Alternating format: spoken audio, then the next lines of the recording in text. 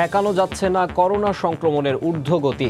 আক্রান্তের হার কমতে সময় লাগতে পারে ৩ থেকে ৪ মাস। আগামী বছর তৃতীয় ঢেউয়ের শঙ্কা। স্থায়ী পরিকল্পনার তাগিদ।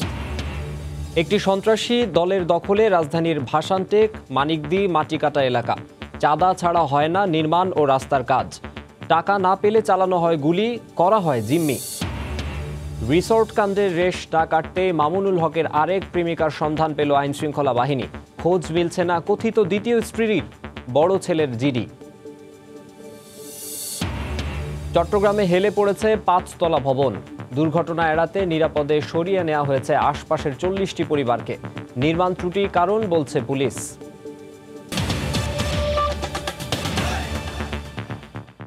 ভোরের সময় সঙ্গে আছি আমি মাকসুম আলম খান। করোনার দ্বিতীয় ঢেউ থাকবে কতদিন, এখন এই প্রশ্নই সবার মনে। জনস্বাস্থ্য বিশেষজ্ঞরা বলছেন আগস্ট মাসের দিকে সংক্রমণের পরিমাণ ধীরে ধীরে কমে আসতে পারে। তবে আগামী বছরে যে আবার তৃতীয় ঢেউ আসবে না তার কোনো নিশ্চয়তা নেই। তাই সরকারকে করোনা মোকাবিলায় স্থায়ী পরিকল্পনা নেওয়ার তাগিদ দিয়েছেন তারা। স্বাস্থ্য অধিদপ্তর বলছে বিষয়টি মাথায় আছে তাদের। জরুরি প্রয়োজনে ৩ বাহিনীকে দিয়ে বিশেষ হাসপাতাল বানাতেও তারা প্রস্তুত রয়েছেন। মাহমুদ রাকিবের রিপোর্ট। গেল ২ সপ্তাহ ধরে দেশে করোনায় সংক্রমণের ঊর্ধ্বগতি ঠেকানো যাচ্ছে না কোনোভাবেই। কঠোর স্বাস্থ্যবিধি মানার নির্দেশনা দিলেও তা মানছেন না বেশিরভাগ মানুষ। ফলে সংক্রমণ ও মৃতের হার আরও বাড়ার শঙ্কা তৈরি হচ্ছে। তবে জনমনে প্রশ্ন, এমন ঊর্ধ্বগতি আরও কতদিন চলবে? জনস্বাস্থ্য বিশেষজ্ঞরা চিকিৎসা বিজ্ঞানের উদ্ধৃতি দিয়ে বলছেন, যেহেতু সংক্রমণ প্রচণ্ড বেগে বাড়ছে, তাই এবার দেশের মানুষের মধ্যে হার্ড ইমিউনিটি দ্রুত তৈরি হবে। তবে তারপরও আরও ৩ থেকে ৪ মাস এই ঊর্ধ্বগতি থাকতে পারে বলে শঙ্কা তাদের। যে এটা যে পরিমাণ সংক্রমণ হচ্ছে খুব বেশি, মানে মানুষ থাকতে পারতেছে না, যত প্রোটেকশনই নিগর হয়ে যাচ্ছে, তাহলে এটা খুব তাড়াতাড়ি হার্ড ইমিউনিটি নিয়ে আসতে পারে। তাহলে এটা যদি এরকম অনিয়ন্ত্রিতভাবে আমরা রেখে দেই ৩-৪ মাস, আগস্টে গিয়ে হয়তো এটা কমতে শুরু করতে পারে। আগে যেভাবে কমেছে এরকম, যেহেতু এটা মিউটেট করতেছে, নতুন নতুন স্ট্রেন চলে আসতে পারে। এই জন্য আবার যে আসবে না এটার নিশ্চয়তা দেওয়া যাচ্ছে না যতদিন পর্যন্ত আমরা প্রমাণ না পাচ্ছি না এটা আর আসবে না। এই জন্য এটা ধরে রাখতে হবে যে আবার আসবে।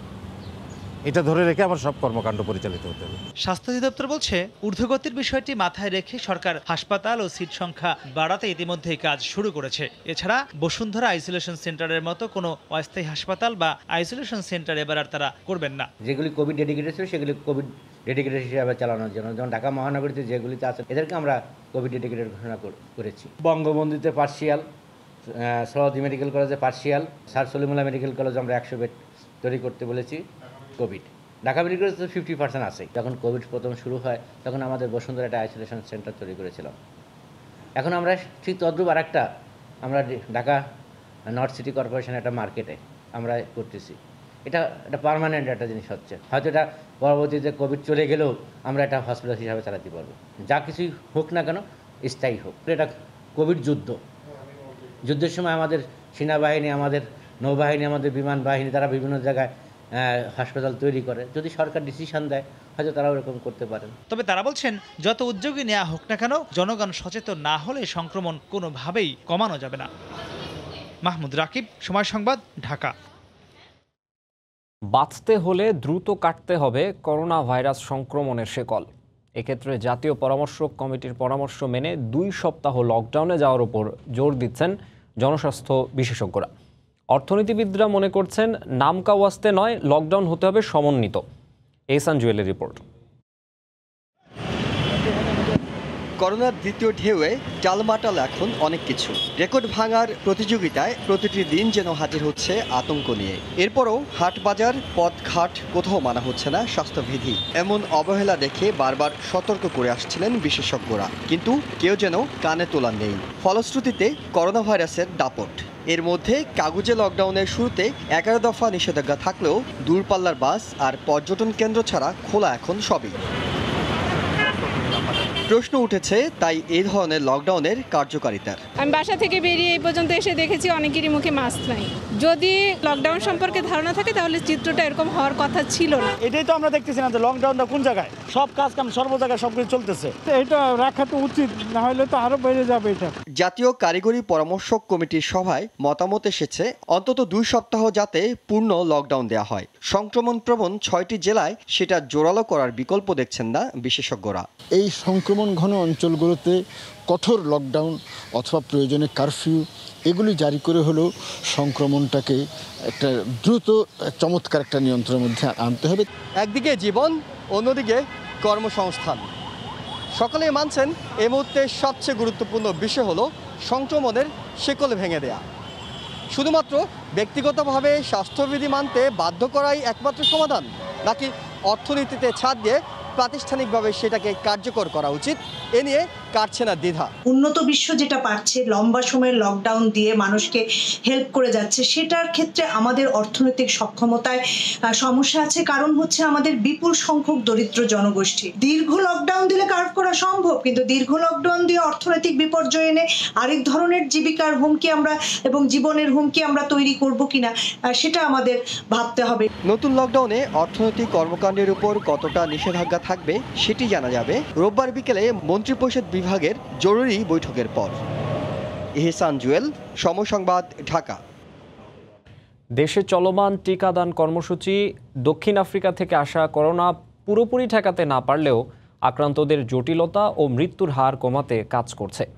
অণুজীব বিজ্ঞানী সমীর সাহার মতে নতুন ভ্যারিয়েন্টে আক্রান্ত হলেও যারা টিকা নিয়েছেন তাদের মৃত্যু ঝুঁকি কম। এদিকে গত একদিনে করোনায় রেকর্ড ৭৭ জনের মৃত্যু হয়েছে, আক্রান্ত প্রায় ৫,৫০০। সব রেকর্ড ভেঙে চুরে দেশে এখন সংক্রমণের ঊর্ধ্বগতি। ৫,০০০-এর উপরে আক্রান্ত আর ৬০-এর বেশি মৃত্যু, এটাই যেন নিয়ম গত ২ সপ্তাহের পরিসংখ্যানে। স্বাস্থ্য অধিদপ্তরের শনিবারের হিসেবটা বলছে ২৪ ঘন্টায় রেকর্ড ৭৭ জন প্রাণ হারিয়েছে করোনায়, শনাক্ত ৫,৩৪৩ জন। এজন্য স্বাস্থ্যবিধি মানার উদাসীনতা তো আছেই, দায়ী করা হচ্ছে উচ্চ সংক্রমণশীল দক্ষিণ আফ্রিকার ধরনকে। তবে আশার বাণী শোনাচ্ছেন অণুজীব বিজ্ঞানী সমীর সাহা। তিনি বলছেন দেশে চলমান অক্সফোর্ড অ্যাস্ট্রাজেনেকার টিকার কারণেই সংক্রমণের তুলনায় মৃত্যুর হার কম। আর টিকা আমাদেরকে যেটা করবে, আমরা যদি প্রথম টিকা এবং দ্বিতীয় টিকা সময় মতো নেই, তাহলে অবশ্যই আমরা আমাদের সিভিয়ারিটি, আমাদের আইসিইউতে যাওয়া এবং আমাদের মৃত্যু এগুলোকে আমরা অনেকটা কমিয়ে আনতে পারবো। সেক্ষেত্রে সময় মতো টিকার ডোজ নেয়ার পরামর্শ এই বিজ্ঞানীর। একজন সিভিয়ার মানুষকে তার সিভিয়ারিটি যদি 50% কমাতে পারি, সেটাও আমাদের জন্য অনেক বেনিফিট।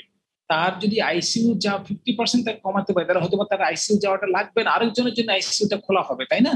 জাপান সার্স ভাইরাস ঠেকাতে স্বাস্থ্যবিধি মানার যে অভ্যেস গড়ে তুলেছিল, সেই অভ্যেসের কারণেই তাদের করোনা ঠেকাতে কাজে দিয়েছে। তাই এই অণুজীব বিজ্ঞানী বলছেন বাঁচতে হলে জীবনাচারের সঙ্গে স্বাস্থ্যবিধি মানার অভ্যেসটাকেও রপ্ত করা ছাড়া বিকল্প নেই। রাশেদ লিমন, সময় সংবাদ, ঢাকা। সারা দেশে কোভিড টিকার দ্বিতীয় ডোজ দেওয়ার দ্বিতীয় দিনেও কেন্দ্রে কেন্দ্রে ছিল আগ্রহীদের ভিড়। টিকা নেয়ার পরও স্বাস্থ্যবিধি মেনে চলার বিকল্প নেই বলে জানান বিশেষজ্ঞরা।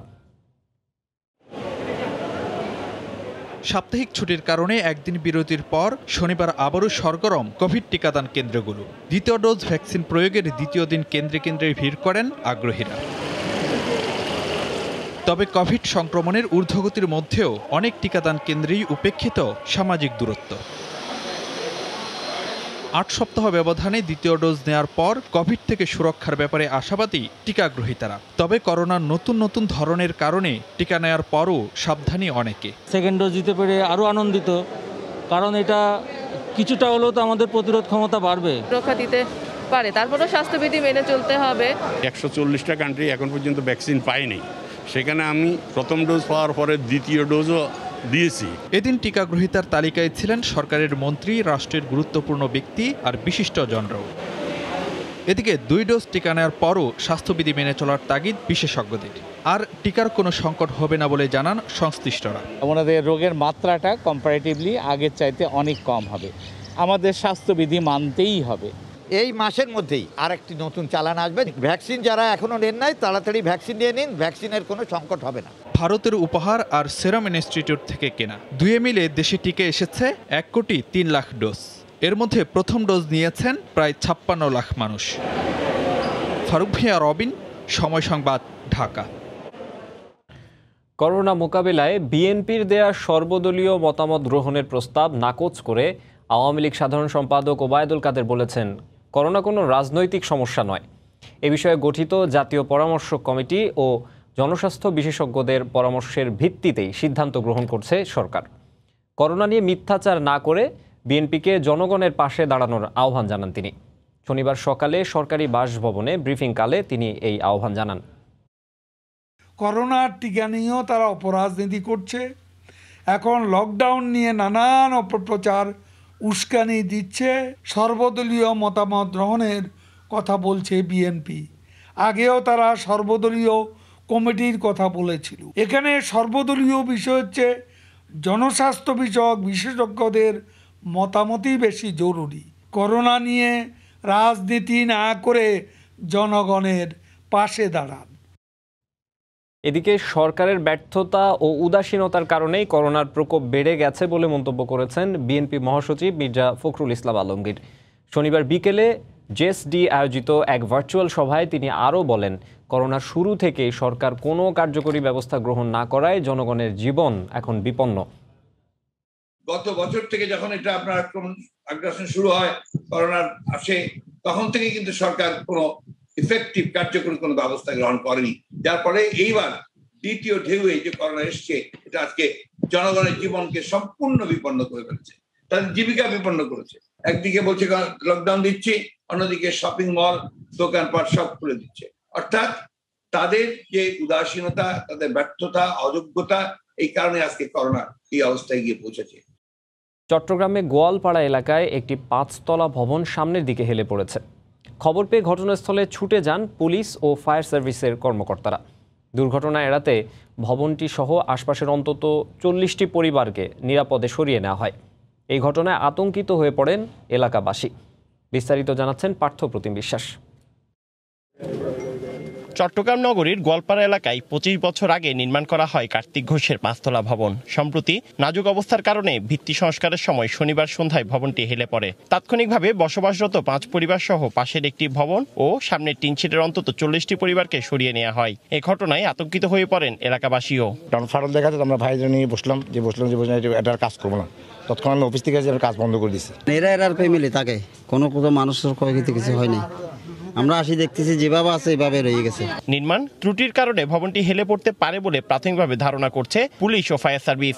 আশেপাশের প্রত্যেকটি পরিবারকে আমরা মাইকিং করেছি এবং বলেছি, এবং একই সাথে আমরা যেখানে বিদ্যুতের লাইন, গ্যাসের লাইন ও পানির লাইন আমরা সবগুলো বন্ধ করে দেওয়ার জন্য আমরা অ্যাকর্ডিংলি বলেছি। আমি জানতে পারছি যে ডোবা ছিল, এটা ভরাট করে হয়তো তখন মাটিটা শক্ত না, লেয়ারটা খুব নরম লেয়ার ছিল আর কি, এটা হতে পারে। ভবনটি ভেঙে ফেলার সিদ্ধান্তের কথা জানান স্থানীয় কাউন্সিলর। মালিকের পক্ষে কথা বলেছি এবং তারাও বলেছে ভেঙে ফেলার জন্য। ভবনটি ঝুঁকিপূর্ণ হওয়ায় তাৎক্ষণিকভাবে গোয়ালপাড়া এলাকায় গ্যাস ও বিদ্যুৎ সংযোগ বন্ধ করে দেওয়া হয়। পার্থপ্রতিম বিশ্বাস, সময় সংবাদ, চট্টগ্রাম। আবারও করোনা প্রসঙ্গ। করোনা কেড়ে নিয়েছে জীবনের নিশ্চয়তা, তারপরও হুঁশ নেই মানুষের। পড়েছে ঈদ কেনাকাটার হিড়িক। বিপণী বিতান ও শপিং মলে উপচে পড়া ভিড়। সেই ভিড় ঠেলেই অপ্রয়োজনীয় কেনাকাটা করতে বিভিন্ন দোকানে ছুটছেন ক্রেতারা। মুখে মাস্ক নেই, উধাও অন্যান্য স্বাস্থ্যবিধি। গাদাগাদি করে কার আগে কে কিনবেন পছন্দের পোশাক বা প্রয়োজনীয় সামগ্রী চলছে যেন তারই প্রতিযোগিতা। শপিং মল খোলার দ্বিতীয় দিনে সকাল থেকেই নিউ মার্কেট এলাকার ফুটপাত ও বিপণী বিতানে বাড়তে থাকে ক্রেতার সমাগম।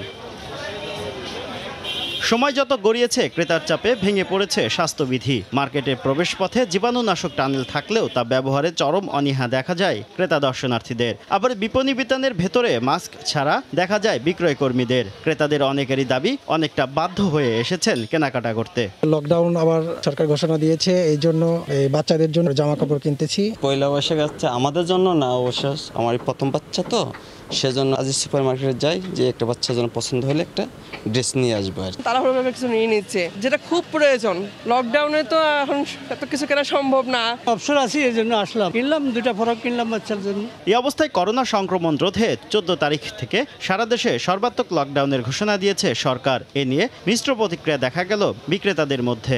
লকডাউন দেওয়াটা খারাপ হবে না, যেহেতু আগে তো মানুষ বাঁচতে হবে, শুধু খাওয়ার চিন্তা করলে তো আর হবে না। আমরা ব্যাংক লোন ধার দেনা করে আবার পুনরায় দোকানদারি করার জন্য একটা প্রস্তুতি নিয়েছি। এখন আবার এই অবস্থা হলে আমরা শেষ পর্যায়ে কোথায় দাঁড়াবো আমরা নিজেরা দিশা খুঁজে পাচ্ছি না। সরকার যেটা ভালো মনে করবো সেটা আমরা মেনে নেব। এর আগে ব্যবসায়ীদের দাবির মুখে স্বাস্থ্যবিধি মেনে শুক্রবার থেকে সকাল 9টা থেকে বিকেল 5টা পর্যন্ত বিপণী বিতান খোলার অনুমতি দেয় সরকার। শুভ খান, সময় সংবাদ, ঢাকা। করোনার মধ্যে বিশাল বহর নিয়ে রমজানে নিত্য পণ্যের বাজার নিয়ন্ত্রণে অভিযান জোরদার করছে ভোক্তা অধিকার সংরক্ষণ অধিদপ্তর। জানান দিয়ে এমন অভিযানের কার্যকারিতা নিয়ে প্রশ্ন তুলে ক্রেতারা বলছেন, পণ্যের দাম নিয়ন্ত্রণে দরকার গোপন তদারকি। এদিকে সব ধরনের পণ্যের দাম স্থিতিশীল বলে দাবি করছেন ব্যবসায়ীরা। জুবায়ের ফয়সালের রিপোর্ট।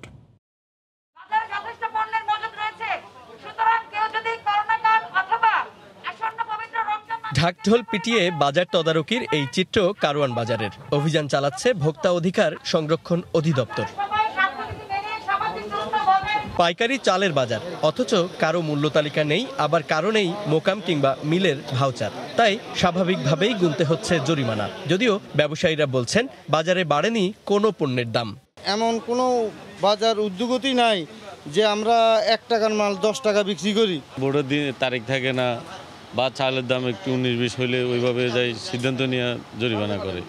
এদিকে ভিন্ন মত ক্রেতাদের। তারা বলছেন ব্যবসায়ীদের কারসাজি ধরতে বিশাল বহর আর গণমাধ্যমের ক্যামেরা নিয়ে নয়, অভিযান চালানো উচিত গোপনে। গোপনে আসলে তো সুবিধা হয়, ব্যবসায়ীরা একটু এখন তো জেনে শুনে আসলে ওরা সতর্ক হয়ে যায়। চালের কেজিতে বাড়ছে 2 টাকা, উনি বাড়াইতেছে 5 টাকা। তবে জরিমানা নয়, আসল উদ্দেশ্য সচেতনতা বাড়ানো বলছে অধিদপ্তর। বাজারে যেন পণ্যের স্থিতিশীলতা থাকে ঠিকমতো এবং ভোক্তারা যেন পণ্যের ন্যায্য মূল্যটা পান।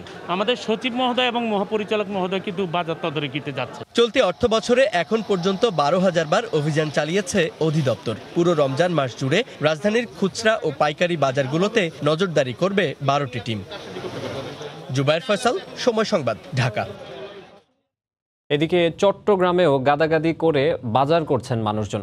ব্যবসায়ীরা বলছেন সামাজিক দূরত্ব মেনেই খোলা হয়েছে দোকানপাট, আর সামনে কঠোর লকডাউনের অজুহাতে মার্কেটে ভিড় করার দাবি ক্রেতাদের। শফিকুল আলমের রিপোর্ট। গাদাগাদি আর ঠাসাঠাসি করে মার্কেটে চলছে বেচাকেনা। নেই মাস্ক, মানা হচ্ছে না সামাজিক দূরত্ব। এমনই চিত্র চট্টগ্রামের রিয়াজউদ্দিন বাজারের। সম্প্রতি সামাজিক দূরত্ব নিশ্চিতের কথা বলে ব্যবসায়ীদের আন্দোলনের মুখে খোলা হয় দোকানপাট, মার্কেট ও শপিং মল। কিন্তু মার্কেটে এসে দেখা যায় ভিন্ন চিত্র। হাজারো মানুষের ভিড় মার্কেটগুলোতে। কঠোর লকডাউনকে সামনে রেখে পহেলা বৈশাখ ও ঈদের প্রয়োজনীয় কেনাকাটার অজুহাত তাদের। কঠোরভাবে লকডাউন দিয়ে দিচ্ছে। রমজানের সময় আমরা রোজা থেকে আসতে পারবো না, আমরা না কিনলেও বাচ্চাদের জন্য কেনাকাটা করবো, জাস্ট এই জন্য। এখন তো কোনো সম্ভাবনা নাই যে আবার নতুন করে লকডাউন দিবে, পরে যদি আবার মার্কেট অফ হয়ে যায় ওই জন্য।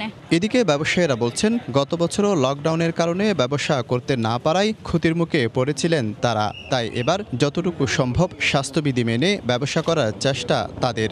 সরকারি নিয়মকানুন মেনে চলার জন্য বা দূরত্ব বজায় ব্যবসা করার জন্য, কিন্তু সবাই তো এটা বুঝে না। গতবারও বিভিন্ন ধরনের ঋণ টিন নিয়ে অনেক কিছু করে আমরা ব্যবসা শুরু করছিলাম, কিন্তু আমরা কিছুই করতে পারি নাই। এইবারে আমরা লক্ষ লক্ষ টাকার ইনভেস্ট করছি। আমার নিজেরও 3টে দোকানে 22 জন স্টাফ আছে, তাহলে আমি এবার কোথায় যাব? গত 5 এপ্রিল লকডাউন ঘোষণার পর বন্ধ ছিল দোকানপাট ও শপিং মল। তবে ব্যবসায়ীদের আন্দোলনের কারণে শুক্রবার থেকে আবারও খুলে দেয়া হয় সব মার্কেট। শফিকুল আলম, সময় সংবাদ, চট্টগ্রাম। করোনা মহামারীতে টানা 2 বছর ফিকে বৈশাখের আয়োজন। অন্য বছরের মতো কেনাকাটার ধুম নেই, তবু বিক্রেতারা সাধ্যমতো অল্প পরিসরে নতুন পোশাকের পসরা সাজিয়েছেন। পোশাকের সঙ্গে মিলিয়ে বৈশাখের রং মেখে তৈরি করছেন মাস্ক। জনসমাগম এড়াতে এবার উৎসবের রঙে বাইরে কোথাও বৈশাখের আয়োজন নেই, তবু পরিবার পরিজন নিয়ে নতুন পোশাকে ক্রেতারা ঘরে বসেই স্বাগত জানাতে চান নতুন বছরকে। সানবির রূপলের রিপোর্ট। নেই রমনা বটমূলের বৈশাখী গান, নেই মঙ্গল শোভাযাত্রা। বাঙালির প্রাণের উৎসব আয়োজনে নেই প্রাণের স্পন্দন। তবু প্রকৃতিতে আসবে 1428। গেল 1427 ভেস্তে গেছে করোনার থাবায়, তবুও পিছু ছাড়েনি মহামারী। থমকে যাওয়া পৃথিবী কিছুটা ঘুরে দাঁড়ানোর আগেই আবারও জাপটে ধরেছে ভাইরাস। তাই স্বাস্থ্যবিধি মেনে আবারও পালন করতে হবে কঠোর বন্দি দশা। এ সব কিছু মেনে নিয়ে বৈশাখ সামনে রেখে সীমিত পরিসরে বাহারি পোশাকের আয়োজন দোকানিদের। বরাবরের মতো লাল সাদার আধিক্য রেখে শাড়ি, সালোয়ার কামিজ, পাঞ্জাবি শোভা পাচ্ছে দোকানে দোকানে। সঙ্গে অনেকে বৈশাখী আবহে তৈরি করেছেন মাস্ক।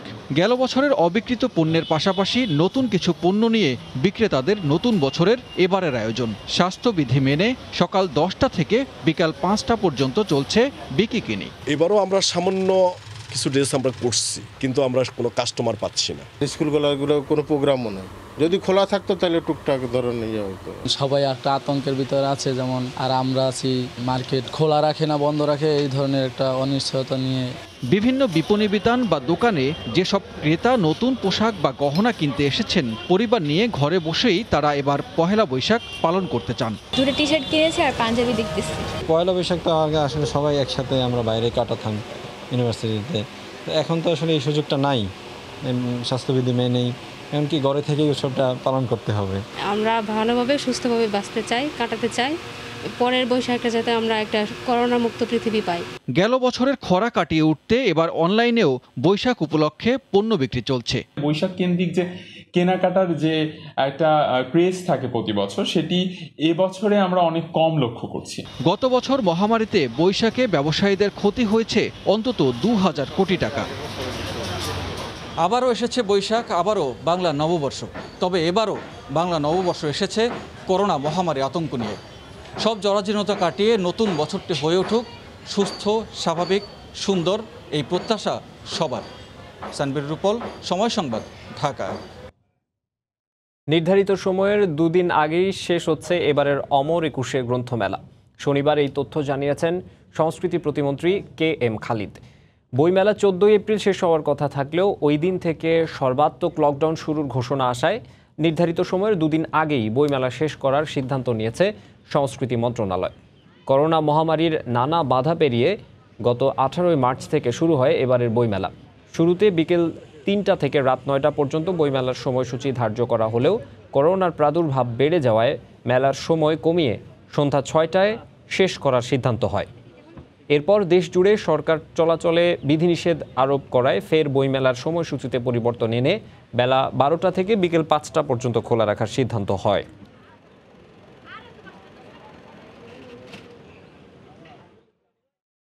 মৌলভীবাজারে বিকেল 5টার পর দোকানপাট ও শপিং মল খোলা রাখার অপরাধে বিভিন্ন ব্যক্তি ও প্রতিষ্ঠানকে প্রায় 50,000 টাকা জরিমানা করা হয়েছে। শনিবার বিকেল 4টা থেকে মৌলভীবাজার শহরের পশ্চিম বাজার, কুসুমবাগ, চৌমুহনা সহ গুরুত্বপূর্ণ এলাকায় টহল দেয় আইনশৃঙ্খলা রক্ষা বাহিনী। বিকেল 5টার পর দোকান ও শপিং মল খোলা রাখার দায়ে বেশ কয়েকটি প্রতিষ্ঠান ও ব্যক্তিকে জরিমানা করেন ভ্রাম্যমাণ আদালত। এই সময় নির্ধারিত সময়ের মধ্যে ব্যবসা প্রতিষ্ঠান বন্ধ করতে সবার প্রতি আহ্বান জানান নির্বাহী ম্যাজিস্ট্রেট। ভোরের সময়ে আরও থাকছে। কয়েক বছর ধরে কক্সবাজার সৈকতে ভেসে আসছে মৃত সামুদ্রিক প্রাণী। সমুদ্র দূষণের মাত্রা বাড়ায় এমন মৃত্যু কিনা খতিয়ে দেখার দাবি পরিবেশবিদদের।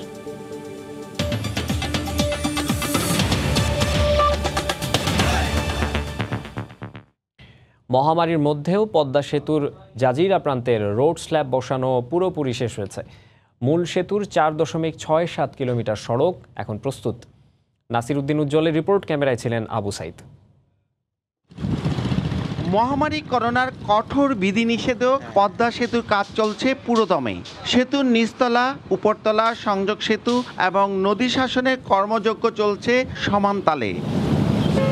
সেতুর 2,959টি রেলওয়ে স্ল্যাবের মধ্যে 2,470টি এবং 2,917টি রোডওয়ে স্ল্যাবের 2,228টি স্থাপন হয়ে গেছে। রেলওয়ে আইগাডার সম্পন্ন। সংযোগ সেতুর 438টি সুপার টি গার্ডারে 404টি বসে গেছে। রেলিংয়ের 585টি প্যারাপেট ওয়াল এবং রেলওয়ে স্ল্যাবের শেয়ার পকেট বসে গেছে 552টি। নদী শাসনের অগ্রগতি প্রায় 66%। সেতুর বাস্তবায়নের পথে এই অপ্রতিরোধ্য গতিতে খুশি সেতুর কর্মী ও সাধারণ মানুষ। এখানে কাজ করে আমরা খুবই আনন্দিত। স্বপ্নের মতো একটা এই সেতুটা তৈরি হয়েছে। যত তাড়াতাড়ি কাজ হবে এটা তো বাংলাদেশ মানুষের জন্য অনেক বড় অ্যাডভান্টেজ। মহামারী করোনার লকডাউনেও দিন রাত 3 শিফটে পদ্মা সেতুতে প্রায় 700 বিদেশি সহ 5,000 কর্মী কাজ করছেন।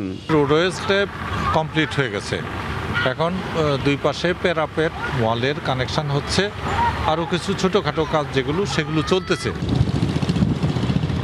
স্বপ্নের পদ্মা সেতুর জাজিরা প্রান্তে সবগুলো রোডওয়ে স্ল্যাব বসে গেছে। পুরো সেতুর রোডওয়ে স্ল্যাবের অগ্রগতি 76%। শরীয়তপুরের জাজিরা থেকে নাসির উদ্দিন উজ্জ্বল, সময় সংবাদ। পাটুরিয়া দৌলতদিয়া নৌরুটে মানুষের ঢল।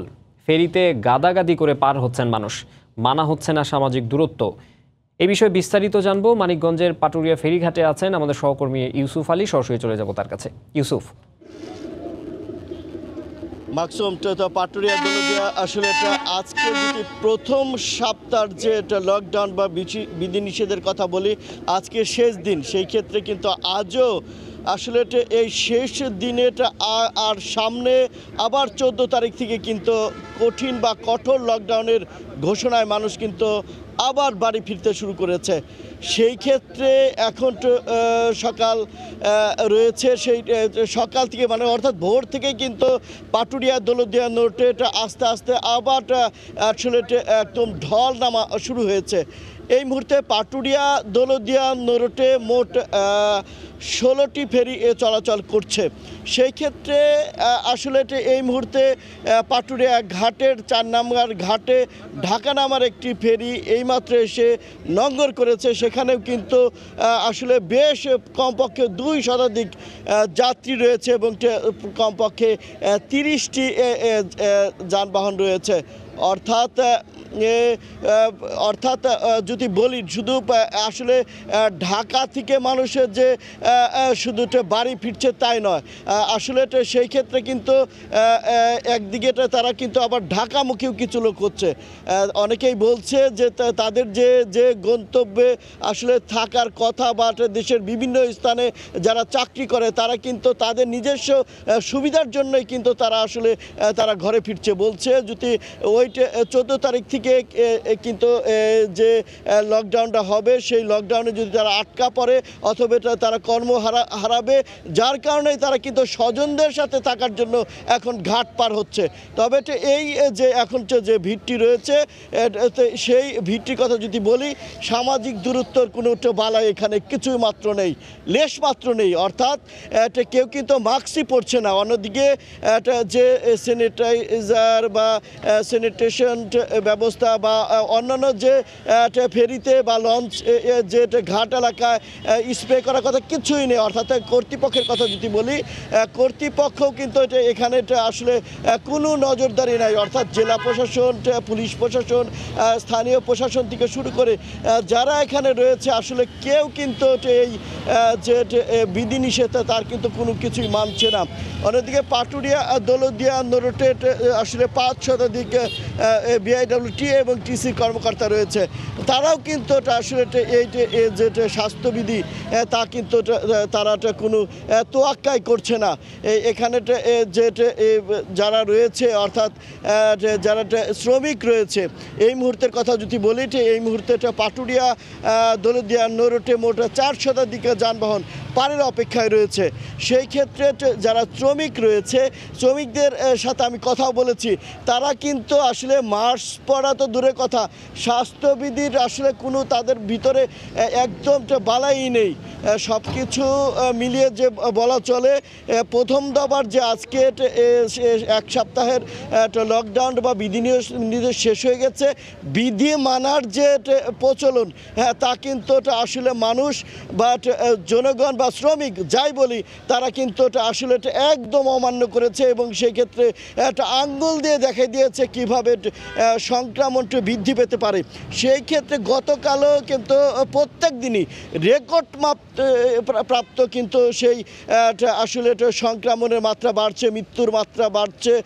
তারপরেও কোনো কিন্তু মানুষের মধ্যে একদম ভয় বা আতঙ্ক কিছুই কাজ করছে না। পাটুরিয়া দৌলতদিয়া নৌরুটে এবং আরিচা কাজিরহাট নৌরুটে মোট 20টি ফেরি চলাচল করছে। মাকসুম, এই ছিল পাটুরিয়া ঘাট থেকে আমার কাছে সর্বশেষ অবস্থা। মানিকগঞ্জের পাটুরিয়া ফেরিঘাট থেকে জানাচ্ছিলেন সহকর্মী ইউসুফ আলী। নওগাঁর মোকামে প্রকারভেদে কেজিতে 2 থেকে 3 টাকা বেড়েছে চালের দর। লকডাউনের কারণে পরিবহন খরচ বাড়ায় দর বৃদ্ধি বলছেন ব্যবসায়ীরা। সপ্তাহের ব্যবধানে হঠাৎ দর বৃদ্ধিতে নিম্ন আয়ের মানুষেরা পড়েছেন বিপাকে। চালের বাজার সহনীয় রাখতে প্রশাসনের নজরদারি দাবি ক্রেতাদের। নওগাঁ থেকে MR রকির রিপোর্ট। করোনা পরিস্থিতি নিয়ন্ত্রণে সরকার সোমবার থেকে দেশ জুড়ে কঠোর বিধিনিষেধ আরোপের ঘোষণা দেয়। এরপরই চালের বাজার আবারও অস্থির। নওগাঁর চালের পাইকারি মোকামে বস্তাপ্রতি 150 থেকে 200 টাকা দর বাড়িয়ে দেন মিলাররা। পাইকারি বাজারের চালের দর বৃদ্ধির আঁচ লাগে খুচরা বাজারেও। প্রকারভেদে প্রতি কেজি চাল 2 থেকে 3 টাকা বেশিতে কিনতে হচ্ছে ক্রেতাদের। 2 বস্তায় 4000 টাকা বাজেট ছিল, সেই আসে দেখি 4500 টাকা বস্তা লাগছে। আর 500 টাকা কোথায় পাবো আমি? আমরা গরিব লোক, রিক্সা চালে খাই, 300-400 টাকা ইনকাম করি। রিক্সার ভাড়া দিব না আমরা চালের দাম বাড়তি দিব? দাম যদি এভাবে বাইরে যায় আমাদের সাধারণ জনগণের জন্য তো একটু সমস্যা হয়ে পড়ে। আর বস্তাপ্রতি 150 থেকে 200 টাকা বেশি দিয়ে কেনা চাল খুচরা বাজারে বিক্রি করতে হিমশিম খাচ্ছেন ক্ষুদ্র ব্যবসায়ীরা। পরিবহনের ভাড়া বেশি, আমাদের কাছে এই জন্য একটু বেশি দামে আমাদের কিনতে হচ্ছে। আমাদের খুচরা বাজার একেবারেই সীমিত আকারে বেচা কেনা চলছে, তার কারণ কাস্টমার নাই বললেই চলে। দরবৃদ্ধির জন্য কঠোর বিধিনিষেধে পরিবহনে অতিরিক্ত ভাড়ার অজুহাত দেখাচ্ছেন মালিক সমিতি। পরিবহনের খরচ বেড়েছে, তারা বলছে আমাদের এক সাইডে চাউল নিয়ে যেতে হচ্ছে, আসার সময় ফাঁকা আসতে হচ্ছে। যেহেতু কস্টিংটা বৃদ্ধি পাচ্ছে, খরচ বাড়ছে, সঙ্গত কারণে এই বাড়তি খরচ সেটা চাউলের উপরই গিয়ে দাঁড়াবে। মালিক সমিতি জানায়, নওগাঁর আড়ত থেকে গড়ে প্রতিদিন 70 থেকে 80 ট্রাক চাল রাজধানী সহ দেশের বিভিন্ন জায়গায় সরবরাহ করা হয়। এমআর রকি, সময় সংবাদ, নওগাঁ। পবিত্র রমজানকে সামনে রেখে শাকসবজি ও দেশীয় ফলমূল উৎপাদন এবং বিপণনে ব্যস্ত সময় পার করছেন মুন্সিগঞ্জের চাষিরা। এ বিষয়ে বিস্তারিত জানাতে আমাদের সঙ্গে যুক্ত হচ্ছেন সহকর্মী নাসির উদ্দিন উজ্জ্বল। উজ্জ্বল, মাকসুম, এই যে মুন্সিগঞ্জকে শস্য ভান্ডার বলা হয় এবং এই শস্য ভান্ডার এলাকা এখানকার পঞ্চসার, এখানকার বজ্রযোগিনী এবং রামপাল, মহাখালী, এই এলাকাগুলোতে কিন্তু ব্যাপক আকারে এখন এই রমজানকে ঘিরে বেগুন সহ নানা রকম সবজি আবাদ করা হয়েছে এবং সেগুলো কিন্তু ভোর থেকে যেমন পরিচর্যা শুরু হয় এবং এগুলো রাজধানী ঢাকা সহ বিভিন্ন এলাকাতে পাঠানোর প্রক্রিয়া শুরু হয়ে যায়। এবং এই মুন্সিগঞ্জের যে বিখ্যাত রামপালের কলা, এখানকার বাঁধাকপি, পুদিনা পাতা, টমেটো, দুন্দল, শসা, এমনকি টমেটো, এগুলো সব কিছু কিন্তু মেলা এখানে। এবং এই আশেপাশে যে জমিগুলো, এই জমিগুলোতে কিন্তু এরকম প্রচুর আবাদ এবং এই এলাকার মানুষ আলু উত্তোলনের পরে কিন্তু এইসব সবজির আবাদ করেন এবং উঁচু জমিগুলোতে কিন্তু অন্তত 4 বার ধরে এই সবজি আবাদ করে চলেছেন। এই যে স্থানীয় কৃষি বিভাগ যেটি বলছিলেন যে এখানকার সবজির বৈচিত্র্যতা হচ্ছে যে তারা এখানে জৈব সারে উৎপাদন করে থাকেন এবং এই জৈব সারে উৎপাদন করার পরে এই যে সবজি, সেগুলোর স্বাদ এবং ভৌগোলিক কারণ নানাভাবেই কিন্তু কৃষকদের পরিচর্যা সবকিছু মিলিয়ে এখানে একটা বৈচিত্র্যতা আছে। এবং রোজাকে সামনে রেখে যে তাদের এই বিশেষ এই আয়োজন, সেটি কিন্তু সবসময় রোজাকে টার্গেট করেন তারা এবং এবারও সেই রোজাকে টার্গেট করেই কিন্তু এই কাজগুলো করছেন। এবং এখানে যে পুদিনা পাতার চাষটি, সেটি কিন্তু প্রথম পর্যায়ে হয়েছে। সেই প্রথম পর্যায়ের দিকে কিন্তু এই পুদিনা পাতার যে উৎপাদন, সেখানে কৃষি বিভাগ বলছেন যে এখানে যারা উৎপাদন করছেন এবং এই চাষিরা বলছেন যে এখানকার যে পুদিনা পাতার চাহিদা সেটি ব্যাপক। এই ব্যাপক চাহিদার কারণে তারা যে উৎপাদন করেছেন, অন্য অঞ্চল থেকে পুদিনা পাতা আসতো, এখানে পুদিনা পাতা আসছে। এই পুদিনা পাতা এখন 70 টাকা কেজি দরে তারা বলছেন যে লকডাউন থাকলে এই দামটা একটু কমে যায়, সে কারণে 35 থেকে 40 টাকা তারা বিক্রি করতে পারেন। আর এই যে কালো বেগুন উঠাচ্ছে, সেই বেগুনগুলো কিন্তু এখানে পাইকারি বিক্রি করা হচ্ছে এই 40 টাকা কেজি দরে এবং এই 40 টাকা দরে খুচরা বিক্রি হচ্ছে, 20 টাকা দরে তারা এখানে জমিতে বিক্রি করছেন, পাইকারি বলছেন। এবং এখানে টমেটো কিন্তু জমিতে বিক্রি হচ্ছে 2 টাকা কেজি দরে, বাজারে 5 টাকা কেজি দরে বিক্রি হচ্ছে। এমন আমরা দেখছি যে এখানে কাঁচা আম, সেই কাঁচা আমও কিন্তু ক্যারেটে ক্যারেটে ভরে সেগুলো রাজধানীতে পাঠানোর জন্য প্রচেষ্টা শুরু হয়েছে এবং এই আমগুলো কিন্তু এখানকার স্থানীয় গাছের আম, ব্যবহার করা হচ্ছে এবং রমজানেও এই আমের ব্যাপক চাহিদা আছে বলে এখানকার চাষিরা জানিয়েছেন। এবং এখানে যে বটবটি, পাতাকপি যেটি বাঁধাকপি, সেই বাঁধাকপি কিন্তু তাদের বিলম্বে যে চাষ এই রোজাকে সামনে রেখে সেগুলো কিন্তু আমরা দেখছি যে সমানে কৃষি চাষিরা এগুলো নিয়ে যাচ্ছেন বাজারজাত করবার জন্য।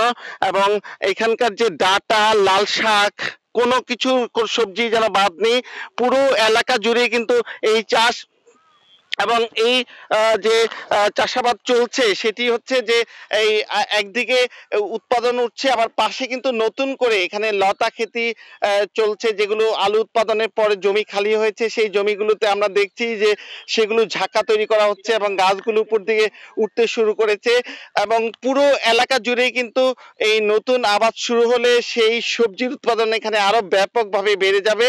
তো এই মুন্সিগঞ্জে যে শস্য ভান্ডার বলা হয় এবং রাজধানী ঢাকাতে যে সবজির বড় একটি যোগান দেওয়া হয় সেটি কিন্তু এই এলাকাগুলো থেকেই হয়। এবং এই এলাকার যে সবজি রাজধানীতে রপ্তানি করবার জন্য কিন্তু এখানে ছোট ছোট হাট বসে বিভিন্ন এলাকাতে, সেই হাটগুলোতে তারা এই সবজি তো নিয়ে যান, সেখানে পাইকাররা আসেন, পাইকাররা এসে কিন্তু ভ্যান গাড়িতে করে বা ট্রাকে করে এগুলো নিয়ে যান রাজধানী ঢাকায়।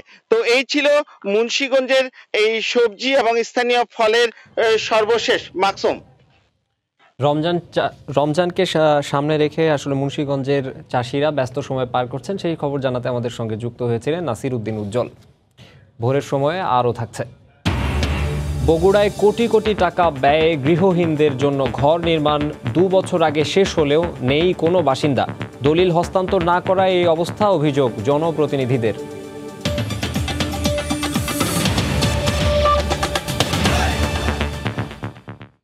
হবিগঞ্জের চাষি বাজারে বেড়েছে সবজির সরবরাহ, ফলে প্রকারভেদে সবজির দামও কিছুটা কমেছে। এখানকার টাটকা ও বিষমুক্ত সবজি কিনতে ভিড় করেন আশপাশের জেলার ক্রেতারাও। তবে স্থান সংকুলানের অভাবে কেনাবেচায় সমস্যা হয় আড়তদারদের। রাশেদ আহমেদ খানের তথ্য ছবি নিয়ে রিপোর্ট। বিষমুক্ত দেশীয় সবজির সবচেয়ে বড় পাইকারি বাজার বসে জেলার কোর্ট স্টেশন এলাকায়। ভোরের আলো ফোটার সাথে সাথে ক্রেতা বিক্রেতায় জমজমাট। মিলছে লাউ, কুমড়া, পটল, আলু সহ নানা ধরনের তাজা সবজি। গত সপ্তাহের তুলনায় বাজারের সবজির সরবরাহ ভালো, আর তাই দামও ক্রেতাদের নাগালে। প্রকারভেদে কেজি প্রতি সবজিতে 3 থেকে 5 টাকা কমেছে। তবে স্থান সংকুলনের অভাবে কেনাবেচায় সমস্যা হয় বলে জানান আড়তদাররা। এখানে ভেজাল মুক্ত সবজি পাওয়া যায় এবং কম দামে সবজি কিনতে পারি, এই জন্য আমরা এই বাজারে আসি। যে টমেটোর বাগান সাজাইছি, আমি আল্লাহর রহমতে লাভবান আসছি। আমরা যারা এখানে ব্যবসা করি আমরাও চাই এই বাজারটা যাতে চিরস্থায়ী থাকে এবং এই বাজারটা যাতে আরো বড় করে দেওয়া হয়, জায়গা যাতে আরো সংকুলন করে দেওয়া হয়। বাজারটি পরিকল্পিতভাবে উন্নয়ন করা হলে আরো বেশি পাইকার ও ক্রেতা আসবেন বলে মনে করেন পরিচালনা কমিটির সদস্যরা। অবকাঠামোগতভাবে যদি সেটাকে সুন্দর করা হয় এবং পরিকল্পনা অনুযায়ী বাজারটা তৈরি করা হয়, জেলার বিভিন্ন অঞ্চল থেকে আরো বেশি বেশি মানুষ সবজি নিয়ে আসবে, বাজারের প্রসারতা লাভ করবে। জেলায় এবছর 16,000 হেক্টর জমিতে সবজির চাষ হয়েছে। উৎপাদনের লক্ষ্যমাত্রা ধরা হয়েছে 3,68,000 মেট্রিক টন। সময় সংবাদ, হবিগঞ্জ। হবিগঞ্জে সকাল থেকেই জমে ওঠে মাছ বাজারের বেচাকেনা। এ বিষয়ে বিস্তারিত জানাতে শায়েস্তানগর মাছ বাজারে আছেন সহকর্মী রাশেদ আহমেদ খান। সরাসরি চলে যাচ্ছি তার কাছে। রাশেদ। ধন্যবাদ মাকসুম। আমি এখন আছি হবিগঞ্জের শায়েস্তানগর মাছ বাজারে। এখানে ভোর থেকে বিভিন্ন এলাকার মৎস্যজীবীরা তাদের উৎপাদিত মাছ এই বাজারে নিয়ে আসেন। শত শত যাত্রী এই বাজারে আসেন সকাল থেকে। কিন্তু আমরা যে জিনিসটা লক্ষ্য করলাম, এখানে কোনো স্বাস্থ্যবিধি মানার কোনো বালাই দেখছি না। আমাদের যারা মৎস্যজীবী এবং ক্রেতা কেউ এখানে কোনো মাস্ক পরছেন না এবং কোনো স্বাস্থ্যবিধি মেনে কোনো নিরাপদ দূরত্ব তারা মেনটেন করছেন। আমি সকালে আসার পর যে জিনিসটা দেখলাম যে মাছ বাজারে প্রচুর ভিড়, শত শত মানুষ এখানে মাছ নিয়ে আসছেন এবং ক্রেতারা মাছ পাইকারি এবং খুচরা বিক্রি করছেন। কিন্তু কারো মুখে মাস্ক নাই। স্বাস্থ্যবিধি মানার ব্যাপারে তারা অনেকেই সচেতন না। তাদের সঙ্গে আমি কয়েকজনের সাথে আলাপ করেছিলাম। তারা যে জিনিসটা জানিয়েছেন যে করোনা আমাদের খুব একটা বড় ধরনের সমস্যা করে নাই, কিন্তু আসলে তাদের সচেতনতার অভাব রয়েছে। হবিগঞ্জে করোনা পরিস্থিতি অনেক ভয়াবহ অবস্থা ধারণ করছে। আমাদের হবিগঞ্জ স্বাস্থ্য বিভাগ আমাকে যে জিনিসটা তথ্য জানিয়েছেন যে হবিগঞ্জে এ পর্যন্ত 19 জন লোক করোনায় আক্রান্ত হয়ে মারা গেছেন এবং প্রায় 2100-এর উপরে আমাদের আক্রান্ত আছেন। কিন্তু এই মাছ বাজার সহ বিভিন্ন বাস ট্রেন গণপরিবহনে কোনো স্বাস্থ্যবিধি কেউই মানছেন না। আমাদের জেলা প্রশাসন থেকে প্রায় বিভিন্ন অপারেশন করা হচ্ছে, বিভিন্ন অভিযান চালানো হচ্ছে, জরিমানা করা হচ্ছে, কিন্তু কেউই এসবের পরেও কোনো স্বাস্থ্যবিধি মানার ব্যাপারে কেউ সচেতন হচ্ছে না, যার জন্য করোনা দিন দিন বৃদ্ধি পাচ্ছে। স্বাস্থ্য বিভাগের তথ্য মতে গত শুক্রবার হবিগঞ্জের নবীগঞ্জ উপজেলার করগাঁও ইউনিয়ন আওয়ামী লীগের সভাপতি উনি করোনা আক্রান্ত হয়ে মারা গেছেন। এর আগে আরও 18 জন মানুষ করোনা আক্রান্ত হয়ে মারা গেছেন। এসব মৃত্যুর পরেও, মৃত্যুর মিছিলের পরেও আমাদের হবিগঞ্জের যে সাধারণ মানুষ তারা স্বাস্থ্যবিধি সম্পর্কে সচেতন হচ্ছেন না।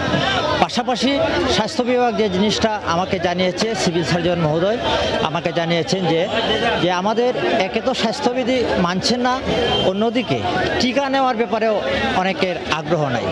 আমাদের দ্বিতীয় ডোজ টিকা শুরু হয়েছে, কিন্তু প্রথম ডোজে আশানুরূপ কোনো টিকা হবিগঞ্জে গ্রহণ করেননি সাধারণ মানুষ, যার জন্য হবিগঞ্জের যে টিকা বরাদ্দ হয়েছিল তা থেকে 14,000 ডোজ টিকা ফেরত পাঠানো হয়েছে।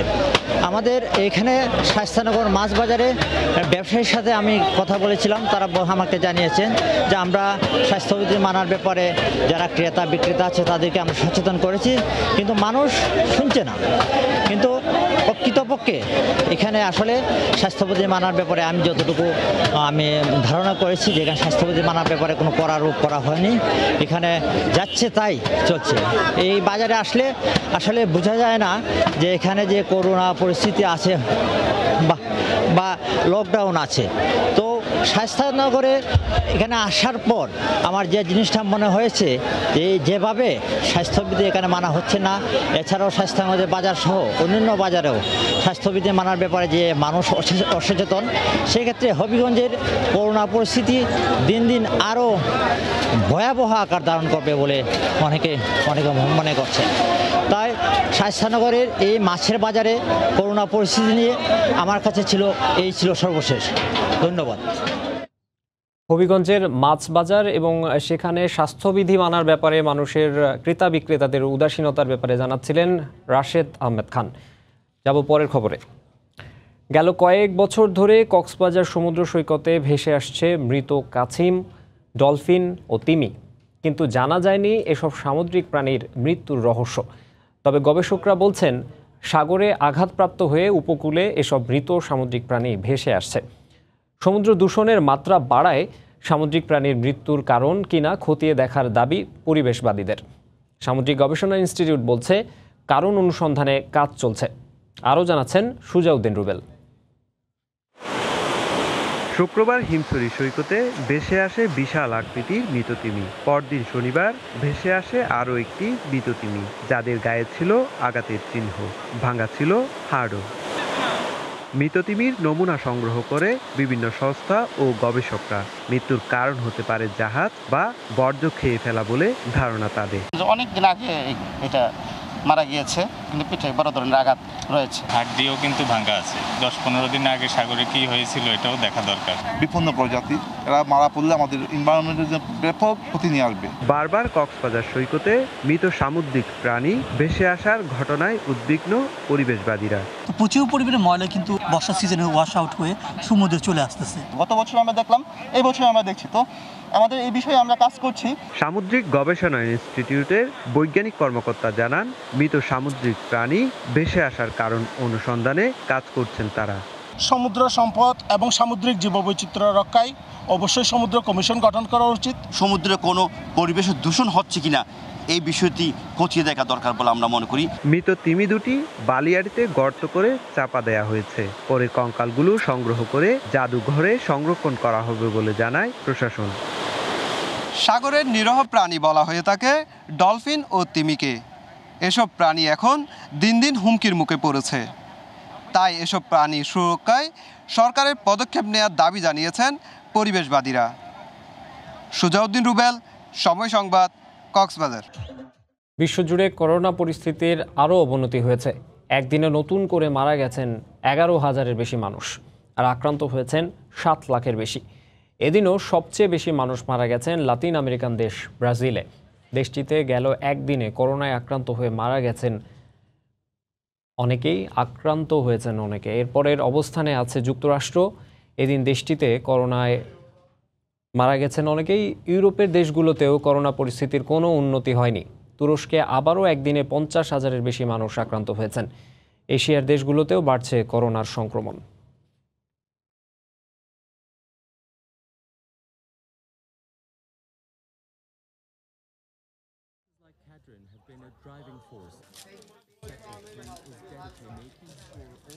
ফ্রান্সে লকডাউন জারি সত্ত্বেও বেড়েই চলেছে আক্রান্ত ও মৃতের সংখ্যা। সংক্রমণের তৃতীয় ঢেউয়ে শনিবার একদিনে শনাক্ত হয়েছেন 40,000-এর বেশি, মারা গেছেন 3 শতাধিক। এর মধ্যেই দেশ জুড়ে চলছে গণহারে টিকাদান কর্মসূচি। প্যারিস থেকে বিস্তারিত জানিয়েছেন লুৎফর রহমান বাবু। গেল 18ই মার্চ দেশটির 19টি ডিপার্টমেন্টে করোনার সংক্রমণ বেড়ে যাওয়ার পর লকডাউন আরোপ করা হয়েছিল এবং পরবর্তীতে আসলে সেই সংক্রমণ বাড়ছিল। তখন কিন্তু দেশ জুড়ে গত 3রা এপ্রিল মাসব্যাপী লকডাউন আরোপ করা হয়। শুরুর দিকে সংক্রমণ অনেক বেশি বেড়ে গিয়েছিল, মাঝখানে আসলে 2-3 দিন সংক্রমণ কিছুটা কমলেও আবার গত 24 ঘন্টায় দেশটিতে 41,000-এরও বেশি মানুষ সংক্রমিত হয়েছে। স্বাস্থ্যবিধি মানার যে বিষয়টি আমরা লক্ষ্য করছি ইউরোপের দেশগুলিতে, বিশেষ করে ফ্রান্সে যখন কিছুটা রোদ উঠছে কিংবা গরম পড়ছে, মানুষজনকে আমরা পার্ক, লেকের পার বা অন্যান্য স্থানে বিপুল সংখ্যক মানুষকে আমরা জড়ো হতে দেখেছি এবং সেখানে স্বাস্থ্যবিধি মানার যে বিষয়টি সেটি কিন্তু আসলে খুব বেশি লক্ষ্য করা যাচ্ছে না। যখনই আবহাওয়া কিছুটা ভালো হচ্ছে, গরম পড়ছে কিংবা রোদ উঠছে, মানুষজন কিন্তু বাইরে বের হচ্ছেন এবং তারা স্বাস্থ্যবিধি মানছে না। বলা যায় অনেক ক্ষেত্রে এখন স্বাস্থ্যবিধি মানার প্রতি মানুষজনের জন্য এক ধরনের অনীহাই আসলে বিরাজ করছে।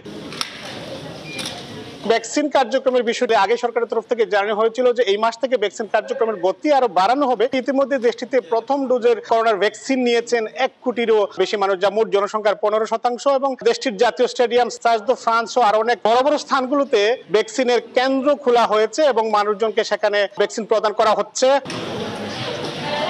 প্রবাসী বাংলাদেশিদের মধ্যে অনেকেই আসলে করোনার ভ্যাকসিন নিয়েছেন। তো করোনার ভ্যাকসিন নিয়ে বড় ধরনের পার্শ্ব প্রতিক্রিয়ার কোনো খবর এখন পর্যন্ত আমরা পাইনি। মোহাম্মদ লুৎফর বাবু, সময় সংবাদ, প্যারিস। কুয়েতে করোনার প্রথম ঢেউয়ের রেশ কাটতে না কাটতে এবার ছবল দিয়েছে দ্বিতীয় ঢেউ। এতে অনেক প্রবাসী বাংলাদেশি কর্মহীন হয়ে হতাশায় দিন কাটাচ্ছেন।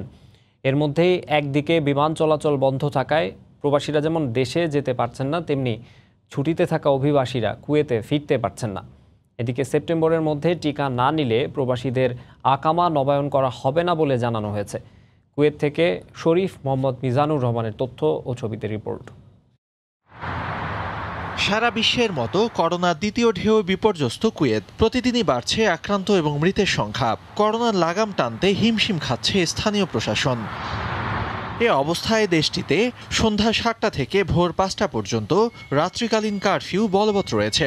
সেই সঙ্গে শপিং মল সহ রেস্টুরেন্টগুলো সন্ধ্যা 6টার মধ্যে বন্ধের বিধান রয়েছে। এতে বেচাকিনা কমে যাওয়ায় বিপাকে ব্যবসায়ীরা, আর এর নেতিবাচক প্রভাব পড়েছে প্রবাসী কর্মীদের উপর। অনেক সমস্যার কারণ আছে, আল্লাহ পাক আমাদের সবাইকে ভালো রাখে। অনেকেই ব্যবসা হারিয়েছি, অনেকের চাকরি হারিয়েছি, অনেকে দেশে গেলে দেশে গিয়ে আসতে পারেনি। অনেক জর্জরিত অবস্থায় একটা বছর পার হলো। ইনশাল্লাহ আশা করি আমরা এই মহামারী থেকে মুক্তি পাবো ইনশাল্লাহ। করোনা নিয়ন্ত্রণে নানা বিধিনিষেধ আরোপের পাশাপাশি কুয়েতে ফাইজারের টিকাদান কর্মসূচি অব্যাহত রয়েছে। দেশটির কর্তৃপক্ষ জানিয়েছে আগামী জুন থেকে সেপ্টেম্বরের মধ্যে টিকা না নিলে প্রবাসীদের আকামা নবায়ন করা হবে না। কুয়েতে এখন পর্যন্ত করোনায় আক্রান্ত হয়েছেন 2,44,000। অন্যদিকে করোনায় প্রাণ হারিয়েছেন 1,300-র বেশি মানুষ। সময় সংবাদ, কুয়েত। ব্রেক্সিট কার্যকরের পর ব্রিটেনে বসবাসের স্বপ্ন পূরণে ব্যর্থ হয়েছেন বহু ইউরোপীয় নাগরিক। এদের মধ্যে অনেকেই যুক্তরাজ্যে বসবাস করলেও তাদের পরিবার থাকেন ইইউভুক্ত বিভিন্ন দেশে। ব্রেক্সিট বাস্তবায়নের ফলে পরিবার নিয়ে এসব ইউরোপীয় নাগরিকদের যুক্তরাজ্যে বসবাস কঠিন হয়ে পড়লেও এই সুযোগ পুরোপুরি শেষ হয়ে যায়নি বলে মনে করছেন অনেকে। ইতালির ভেনিস থেকে বিস্তারিত মাকসুদ রহমানের রিপোর্টে। গেল 3 থেকে 4 বছরে ইতালি, স্পেন, পর্তুগাল সহ ইউরোপের বিভিন্ন দেশ থেকে 50,000-এরও বেশি বাংলাদেশি বংশোদ্ভূত ইউরোপের নাগরিক পরিবার নিয়ে স্থায়ীভাবে বসবাসের সুযোগ পেয়েছেন যুক্তরাজ্যে। অনেকেই আবার যুক্তরাজ্যে স্থায়ীভাবে বসবাস করলেও পরিবার থাকেন ইউভুক্ত বিভিন্ন দেশে। তবে সম্প্রতি ব্রেক্সিট বাস্তবায়ন এবং চলমান কোভিড পরিস্থিতির কারণে নতুন করে এসব দেশ ছেড়ে পরিবার নিয়ে যুক্তরাজ্যে স্থায়ী হয়ে ওঠা হয়নি অনেকের। এবার তাদের জন্য সুখবর, আগামী 30 জুনের মধ্যে বাংলাদেশ সহ পৃথিবীর যে কোনো দেশের নাগরিক ব্রিটেনে বসবাসরত ইউ নাগরিকদের তাদের পরিবারের সদস্যদের সঙ্গে সম্পর্কের সঠিক প্রমাণ সহ আবেদন করে পেতে পারেন দেশটিতে স্থায়ীভাবে বসবাসের সুযোগ, যা প্রি সেটেলমেন্ট নামে পরিচিত। গেল 31 ডিসেম্বর বন্ধ হয়ে যায় প্রি সেটেলমেন্ট আবেদন, কিন্তু এর মধ্যে যাদের আবেদন গ্রহণ করা হয়েছে তাদের পরিবারের সদস্য ও নিকটাত্মীয়রা আগামী 30 জুনের মধ্যে যুক্তরাজ্যে গিয়ে পারিবারিক রেফারেন্স সহ প্রি সেটেলমেন্টের জন্য আবেদন করতে পারেন। এমনকি বাংলাদেশ থেকে কেউ নতুন প্রবেশকারী হলেও সেও লাভ করতে পারেন প্রি সেটেলমেন্ট। চলমান পরিস্থিতিতে একে বড় ধরনের সুযোগ বলে মনে করেন ইউরোপে বসবাসকারী প্রবাসী বাংলাদেশিরা। ব্রেক্সিটের কারণে 2021 জানুয়ারি থেকে প্রি সেটেলমেন্ট অনেকটা কঠিন করে ফেলেছে। তারপরেও যারা যেতে ইচ্ছুক তারা জুনের 30 তারিখের মধ্যে যাদের প্রি সেটেলমেন্ট হয়েছেন তাদের সুপারিশে হয়তোবা এখনো কার্যকরী। বর্তমানে ব্রেক্সিটের যে নিয়ম কারণের কারণে যারা অনেকে মনে করতেছেন যে এই নিয়মটা শেষ হয়ে গেছে, এটা এখনো চালু আছে। আপনারা গত 30 জনের ভিতরে যদি আপনারা যেতে পারেন তবে খুব সহজে আপনারা এই ইউকেতে সেটেলমেন্ট হতে পারবেন। বর্তমান করোনা পরিস্থিতি নিয়ন্ত্রণে এলে নতুন করে আরো কয়েক হাজার প্রবাসী বাংলাদেশি যুক্তরাজ্যে প্রবেশের স্বপ্ন পূরণ হবে বলে মনে করেন সংশ্লিষ্টরা। মাকসুদ রহমান, সময় সংবাদ, ইতালি। বাংলাদেশে করোনা সংক্রমণ বেড়ে যাওয়া ও দেশব্যাপী লকডাউনের ঘোষণা আসায় পাকিস্তান অনূর্ধ্ব-19 ক্রিকেট দলের সফর স্থগিত করেছে দেশটির ক্রিকেট বোর্ড। এক সংবাদ বিজ্ঞপ্তিতে বিষয়টি নিশ্চিত করেছে পিসিবি। বাংলাদেশে করোনা সংক্রমণ রোধে 14 এপ্রিল থেকে কঠোর লকডাউনের ঘোষণা দিয়েছে সরকার। এর কারণেই পাকিস্তান অনূর্ধ্ব-19 দলের বাংলাদেশ সফর স্থগিত করেছে দুই দেশের ক্রিকেট বোর্ড। পূর্ব নির্ধারিত সূচি অনুযায়ী 11 এপ্রিল বাংলাদেশ সফরে আসার কথা ছিল পাকিস্তানের যুবাদের, কিন্তু এই মাসের শুরুতে দেশে লকডাউন ঘোষণা করায় তাদের সফর পিছিয়ে দেওয়া হয়। নতুন সূচি অনুযায়ী তাদের বাংলাদেশে আসার কথা ছিল 17 এপ্রিল, তবে এবার সেটাও স্থগিত হয়ে গেল। করোনার প্রকোপ কমলে এবং ফাঁকা উইন্ডো পেলে সিরিজটি আয়োজন করতে চায় দুই দেশের বোর্ড। প্রেস বিজ্ঞপ্তিতে এমনটাই জানিয়েছে পিসিবি। নতুন সূচিতে 23 এপ্রিল থেকে সিলেট আন্তর্জাতিক ক্রিকেট স্টেডিয়ামে অনুষ্ঠিত হওয়ার কথা ছিল সিরিজের একমাত্র 4 দিনের ম্যাচটি। এরপর ওয়ানডে সিরিজের প্রথম 3টি ম্যাচ সেখানে হওয়ার পর শেষ ওয়ানডে 2টি অনুষ্ঠিত হওয়ার কথা ছিল ঢাকায়।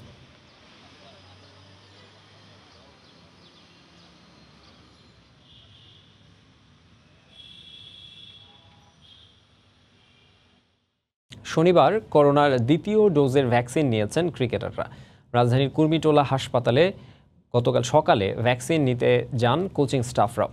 ভ্যাকসিন নিয়ে সবাইকে আরও সতর্ক হওয়ার আহ্বান জানিয়েছেন পেসার তাসকিন আহমেদ। এছাড়া শ্রীলঙ্কা সফর নিয়েও কথা বলেন এই টাইগার ক্রিকেটার।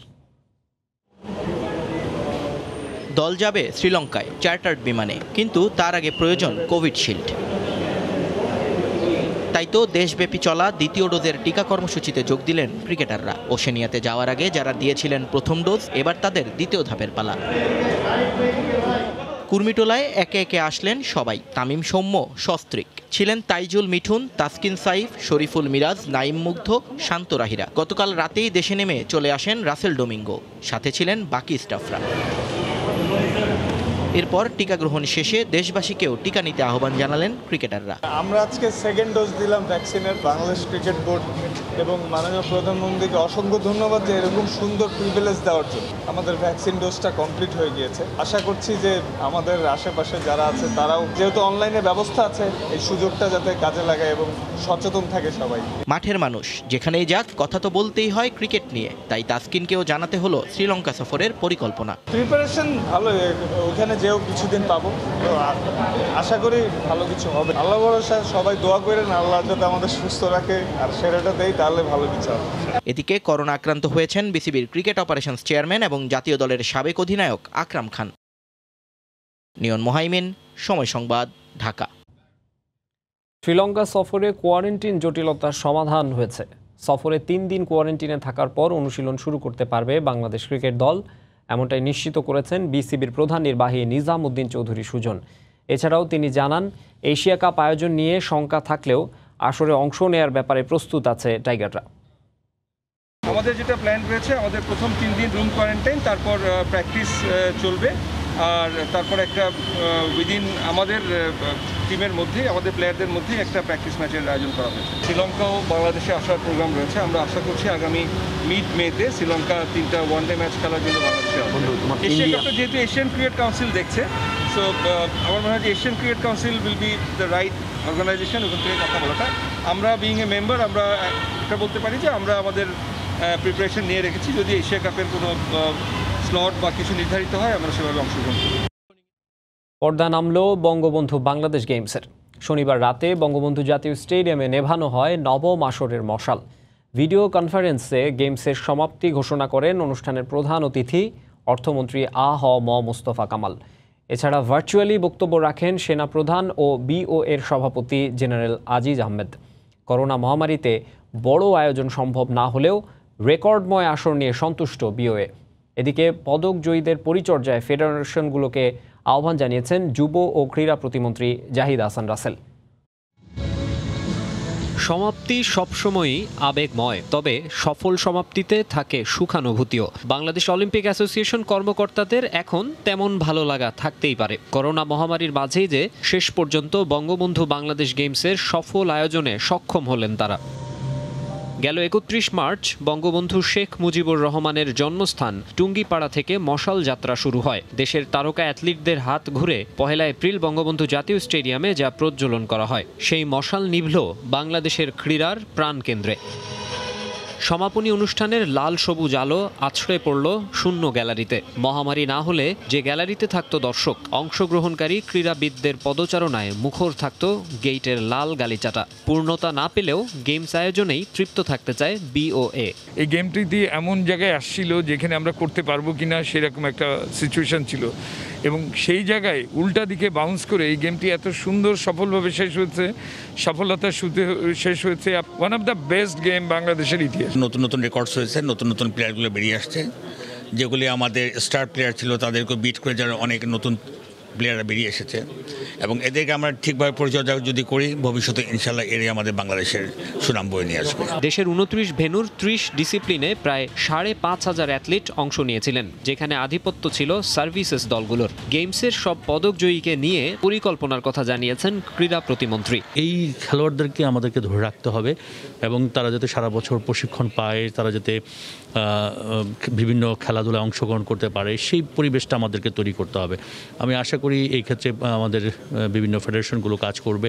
সমাপনী অনুষ্ঠানে জায়ান্ট স্ক্রিনে প্রদর্শিত হয় 30টি ডিসিপ্লিনের ক্রীড়াবিদদের সব প্রতিযোগিতার টুকরো ছবি। এছাড়া লেজার শোয়েরও আয়োজন করা হয়। আর শেষ ভাগে আধার চিরে আকাশ আলোকিত আতশবাজির ছটায় যেন বার্তা রেখে গেল সংকট কাটিয়ে পৃথিবীও ফিরবে আপন আলোয়। মাকসুম আলম খান, সময় সংবাদ, ঢাকা। বঙ্গবন্ধু নবম বাংলাদেশ গেমসের পুরুষ ক্রিকেট ইভেন্টে চ্যাম্পিয়ন হয়েছে জাহাঙ্গীরাবাদ সেন্ট্রাল জোন। গেমসের শেষ দিনে বরিশাল শহীদ আব্দুর রব শেরনিয়াবাদ স্টেডিয়ামে ফাইনাল খেলায় বরেন্দ্র নর্থ জোনকে 7 উইকেটে হারিয়ে চ্যাম্পিয়ন হওয়ার গৌরব অর্জন করে তারা। বাংলাদেশ গেমসের চূড়ান্ত পদক তালিকায় আনসারের জয়কার। সর্বোচ্চ 132টি স্বর্ণ জিতেছে তারা। 115টি স্বর্ণ নিয়ে তালিকার 2-এ অবস্থান বাংলাদেশ সেনাবাহিনীর। নবম বাংলাদেশ গেমসে ভাঙনের সুর। শেষ দিন কেবল বাকি ছিল পুরুষদের ক্রিকেট, যেখানে মুখোমুখি বরেন্দ্র নর্থ জোন ও জাহাঙ্গীরাবাদ সেন্ট্রাল জোন। বরিশাল স্টেডিয়ামে টসে জিতে প্রথমে ব্যাটিংয়ে নামে Barendra north zone. Middle order batsman Naim আহমেদের 129 বলে 128 রান, উদ্বোধনী ব্যাটসম্যান মিনহাজুল হাসানের 108 বলে 65 রানের উপর ভর করে নির্ধারিত 50 ওভারে 6 উইকেট হারিয়ে 270 রানের লড়াকু সংগ্রহ দাঁড় করায় বরেন্দ্র। প্রতিপক্ষ দলের শাহরিয়ার আলম 9 ওভারে 66 রান দিয়ে 3 উইকেট শিকার করেন। 271 রানের জয়ের লক্ষ্যে খেলতে নেমে উদ্বোধনী ব্যাটসম্যান জিসান আলমের 119 বলে 169 রানের টর্নেডো ইনিংসে ভর করে জয়ের লক্ষ্যে পৌঁছে যায় জাহাঙ্গীরাবাদ সেন্ট্রাল জোন। জিসান আলম হন ম্যাচ সেরা এবং বরেন্দ্র নর্থ জোনে নাইম আহমেদ টুর্নামেন্ট সেরা খেলোয়াড় নির্বাচিত হন। এরকম যদি আল্লাহর মধ্যে ঠিক হয়ে যায়, এরকম যদি 2-3টা গেমস আমাদের হয় আমাদের জন্য বাংলাদেশের জন্য প্লেয়ারদের জন্য অনেক ভালো হবে, কারণ এইসব জায়গায় ফোকাস করার জন্য একটা প্লেয়ার ওঠার জন্য এসব গেমস অনেক দরকার। এই প্রক্রিয়ার মধ্যে আছে এরা যদি না খেলে কোথেকে প্লেয়ার আসবে, এরাই খেলবে, এরা আমাদের ভবিষ্যৎ প্রজন্মের প্লেয়ার। বাংলাদেশ গেমসের চূড়ান্ত পদক তালিকায় আনসারের জয় জয়কার। সর্বোচ্চ 132টি স্বর্ণ জিতেছে তারা, পাশাপাশি 80টি রৌপ্য, 57টি ব্রোঞ্জ সহ মোট 269 পদক গেছে আনসারের ঘরে। মোট পদক সংখ্যায় এগিয়ে থাকলেও স্বর্ণ অর্জনে আনসারের পেছনে আছে সেনাবাহিনী। তাদের ঝুলিতে গেছে 115টি স্বর্ণ, এছাড়া 99টি রৌপ্য ও 83টি ব্রোঞ্জ সহ মোট পদক 297টি। সুইমিং পুলে ঝড় তোলা নৌবাহিনী আছে পরের অবস্থানে, 63 স্বর্ণ সহ তাদের অর্জন মোট 127 পদক। তবে উল্লেখযোগ্য ছিল বাংলাদেশ ক্রীড়া শিক্ষা প্রতিষ্ঠান বিকেএসপির ফলাফল। গেল আসরে 27টি স্বর্ণ সহ 100 পদক জিতলেও এবার 10টি স্বর্ণ নিয়ে তারা পদক জিতেছে 50টি। আবারও অপেক্ষা 4 বছরের 10ম বাংলাদেশ গেমসের আগে করোনা মুক্ত হবে ধরনী, এই প্রার্থনা সবার। মেহেদী নাইম, সময় সংবাদ। ভোরের সময়ের শীর্ষ সংবাদ জানিয়ে দিচ্ছে আরেকবার। ঠেকানো যাচ্ছে না করোনা সংক্রমণের ঊর্ধ্বগতি। আক্রান্তের হার কমতে সময় লাগতে পারে 3 থেকে 4 মাস। আগামী বছর তৃতীয় ঢেউয়ের শঙ্কা, স্থায়ী পরিকল্পনার তাগিদ। চট্টগ্রামে হেলে পড়েছে 5তলা ভবন। দুর্ঘটনা এড়াতে নিরাপদে সরিয়ে নেওয়া হয়েছে আশপাশের 40টি পরিবারকে। নির্মাণ ত্রুটি কারণ বলছে পুলিশ। এই ছিল ভোরের সময়ে, সঙ্গেই থাকুন সময়।